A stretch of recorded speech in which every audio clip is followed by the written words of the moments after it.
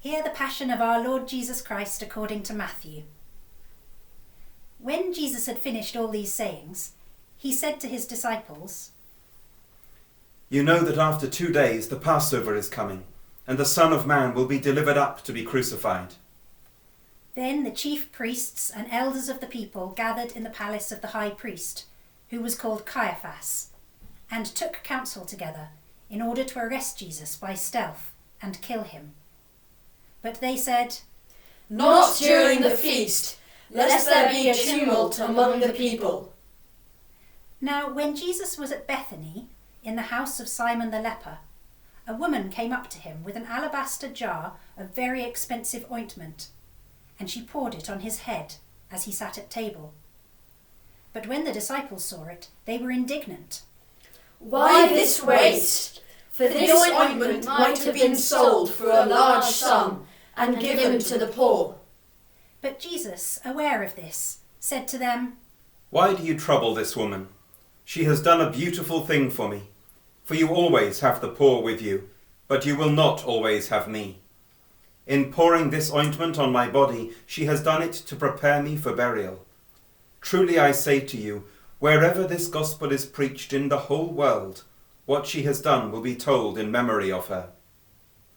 Then one of the 12, who was called Judas Iscariot, went to the chief priests and said, "What will you give me if I betray him to you?"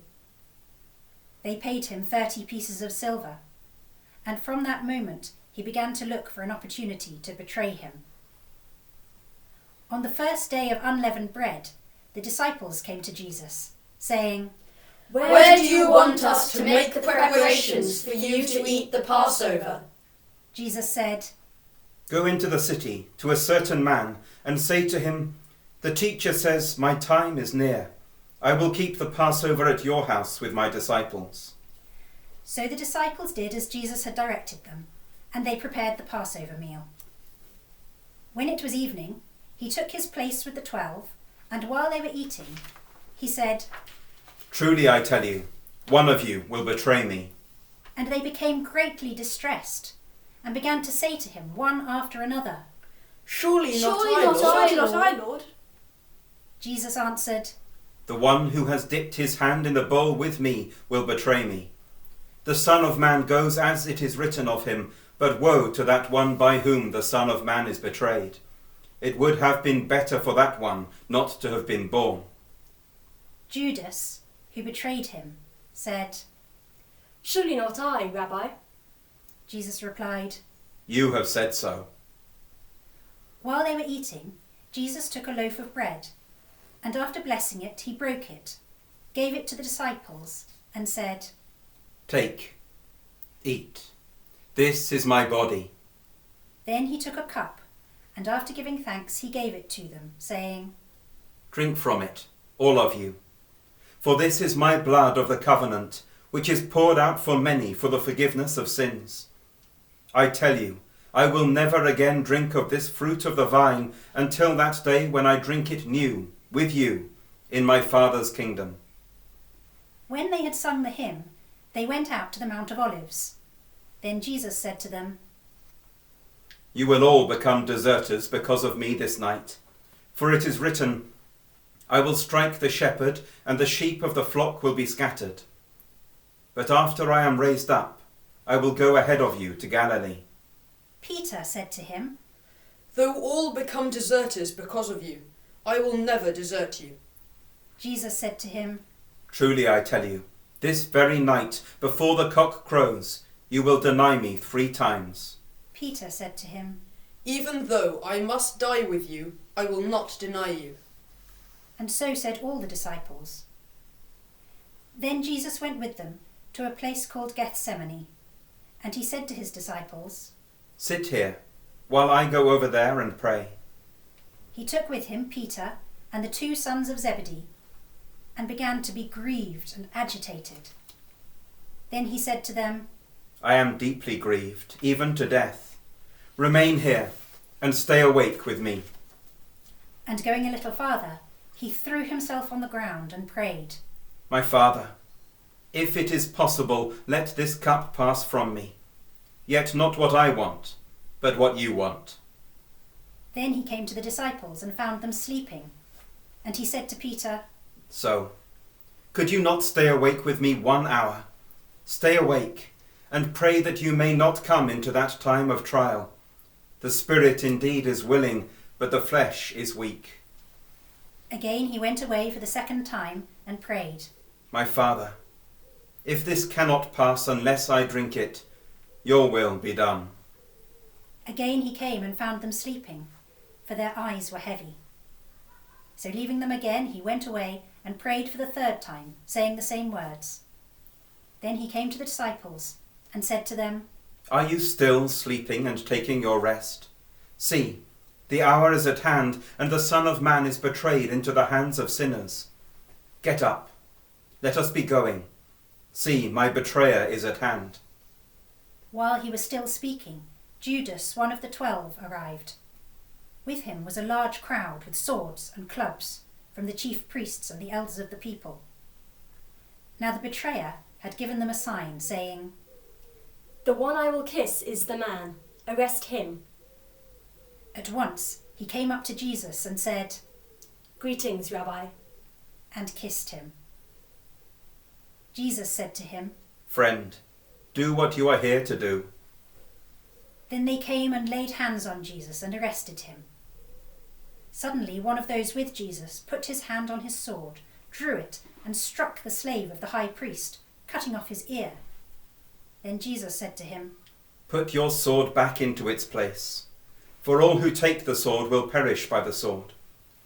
Do you think that I cannot appeal to my Father, and he will at once send me more than 12 legions of angels? But how then would the scriptures be fulfilled, which say it must happen in this way?" At that hour Jesus said to the crowds, "Have you come out with swords and clubs to arrest me as though I were a bandit? Day after day I sat in the temple teaching, and you did not arrest me. But all this has taken place so that the scriptures of the prophets may be fulfilled." Then all the disciples deserted him and fled. Those who had arrested Jesus took him to Caiaphas, the high priest, in whose house the scribes and the elders had gathered. But Peter was following him at a distance, as far as the courtyard of the high priest, and going inside, he sat with the guards in order to see how this would end. Now the chief priests and the whole council were looking for false testimony against Jesus, so that they might put him to death.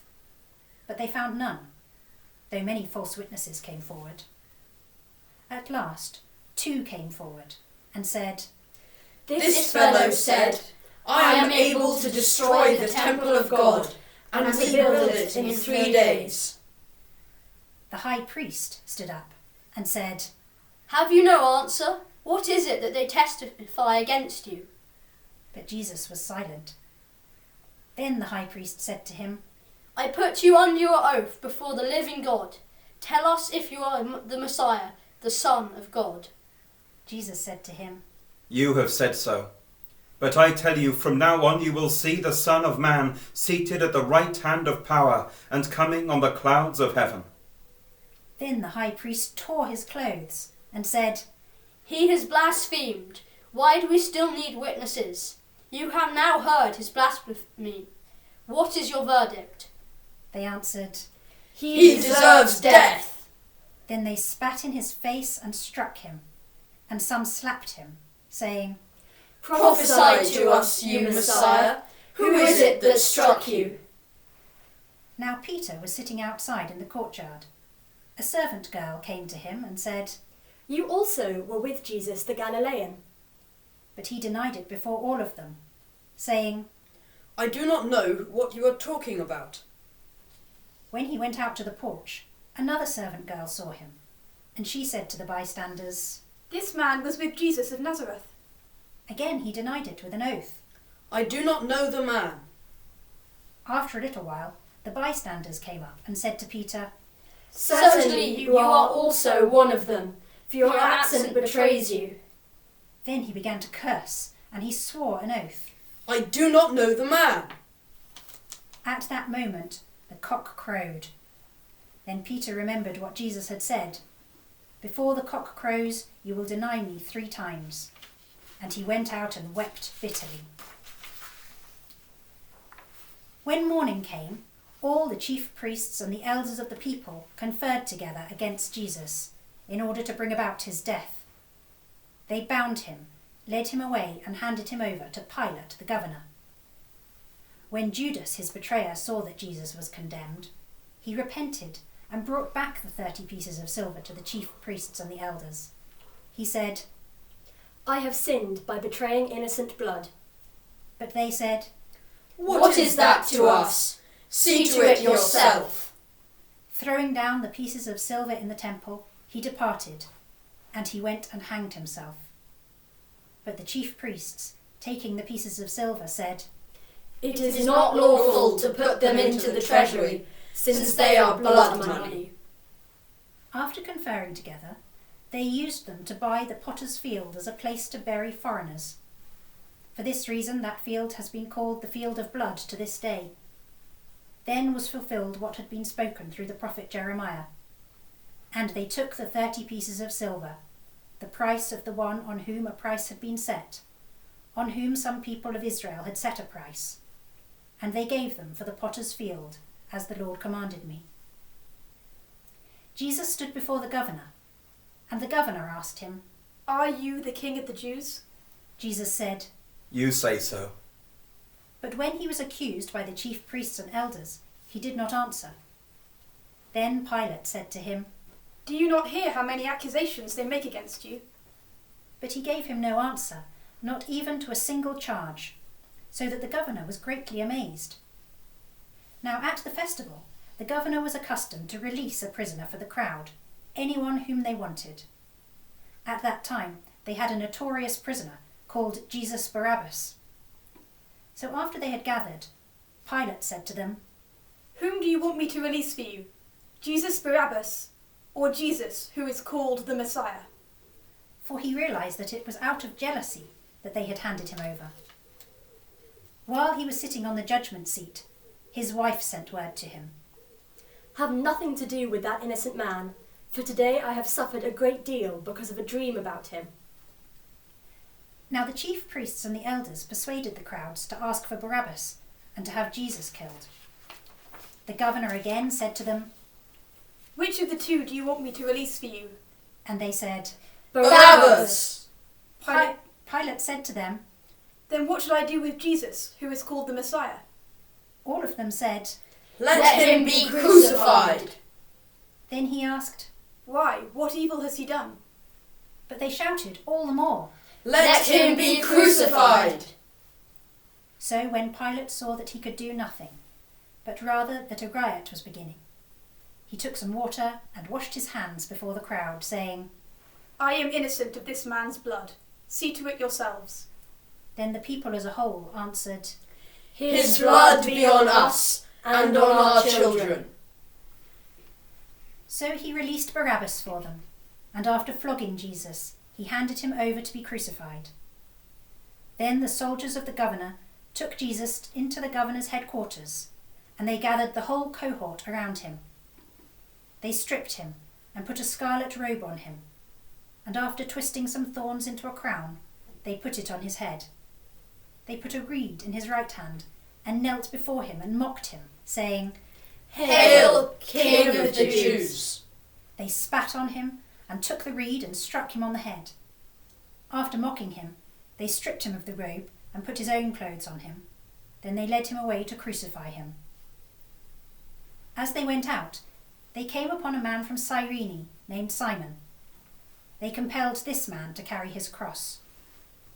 And when they came to a place called Golgotha, which means place of a skull, they offered him wine to drink mixed with gall. But when he tasted it, he would not drink it. And when they had crucified him, they divided his clothes among themselves by casting lots. Then they sat down there and kept watch over him. Over his head they put the charge against him, which read, This is Jesus, the King of the Jews. The 2 bandits were crucified with him, one on his right and one on his left. Those who passed by derided him, shaking their heads and saying, You who would destroy the temple and build it in 3 days, save yourself. If you are the Son of God, come down from the cross. In the same way, the chief priests also, along with the scribes and elders, were mocking him, saying, He saved others, he cannot save himself. He is the King of Israel. Let him come down from the cross now, and we will believe in him. He trusts in God. Let God deliver him now, if he wants to. For he said, I am God's son. The bandits who were crucified with him also taunted him in the same way. From noon on, darkness came over the whole land until 3 p.m. And about 3 o'clock, Jesus cried with a loud voice, Eli, Eli, lama sabachthani. that is, My God, why have you forsaken me? when some of the bystanders heard it, they said, This man is calling for Elijah. At once one of them ran and got a sponge, filled it with sour wine, put it on a stick and gave it to him to drink.